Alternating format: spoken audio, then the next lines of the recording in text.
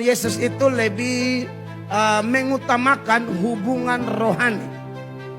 Pada satu kesempatan Yesus lagi berkhotbah, saudara-saudara, dan kemudian orang-orang datang dalam kepadatan massa yang mengerumuni Yesus, mau mendengarkan pengajaran dan mungkin lebih banyak mau lihat mujizat. Waktu itu orang kasih informasi di Tuhan Yesus bahwa lihatlah, ibu dan saudara-saudaramu ada di luar berusaha menemui engkau. Tetapi Yesus kemudian tidak mau menemui mereka, saudara-saudara. Karena bagi Yesus yang lebih penting adalah hubungan rohani. Yesus bilang, siapakah ibuku? Siapakah saudara-saudaraku? Ibuku dan saudara-saudaraku adalah mereka yang mendengarkan firman dan melakukannya. Itu saudara-saudara Yesus. Amin, kekasih Tuhan. Dan memang secara rohani kita ini keluarga Yesus, saudara-saudara. Makanya seperti Yohanes tadi, Paulus juga hubungannya dengan Timotius begitu luar biasa. Makanya kita semua di sini, saudara-saudara, pastikan kebersamaan kita itu sampai level memang kita punya hubungan secara rohani. Kita punya satu koneksi yang betul-betul rohani di antara kita.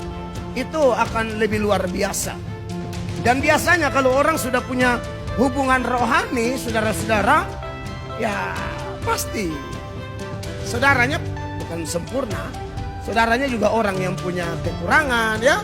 Tapi karena kita ini dididik oleh Tuhan bersatu, memang kita disuruh bersatu itu dengan orang-orang yang penuh kekurangan. Persatuan yang paling maksimal adalah ketika bisa bersatu sekalipun dengan orang-orang yang penuh kekurangan. Kalau bersatu dengan orang-orang penuh kelebihan, itu biasanya dasarnya kurang kuat. Itu ada kepentingan-kepentingan, ada udang di balik batu, mungkin ada yang jadi benalu di situ. Karena mau enaknya saja. Tapi bersatu di tengah-tengah melihat kekurangan ibu gembala, ya, bersatu di tengah-tengah kekurangan pak ini, ibu ini, pemuda itu luar biasa. Saya boleh buktikan ini dengan dasar kitab suci. Bapak Ibu pernah belajar tidak tentang dalam kubu murid-murid Yesus saja? Saudara tahu ada satu kelompok dulu namanya kelompok Zelot. Ini kelompok adalah kelompok yang sangat membenci Romawi dan antek-anteknya. Salah satu antek-antek Romawi yang paling dibenci oleh kelompok ini, secara khusus, secara umum orang Yahudi yang sudah didoktrin dengan doktrin Yudaisme, itu pasti benci pemungut cukai. Tapi secara khusus itu Zelot. Itu adalah kelompok orang yang kemana-mana selalu bawa pisau. Kalau ketemu antek-antek Romawi di mana aja, mereka bisa tusuk kasih mati di situ. Tapi Anda lihat, di dalam murid-murid Yesus, ada Lewi pemungut cukai, ada Simon orang Zelot. Anda bisa bayangkan kalau mereka dua ini ketemu di luar kelompok yang dipimpin oleh Yesus, mati Matius, ditusuk sama Simon. Tapi mereka bisa jadi tim, mereka bisa jadi kawan sekerja di ladang Allah, karena mereka bukan melihat unsur-unsur lahiriah. Dia pernah salah dengan saya, dia pernah omong saya punya nama, dia pernah cium saya di muka tapi tusuk di belakang.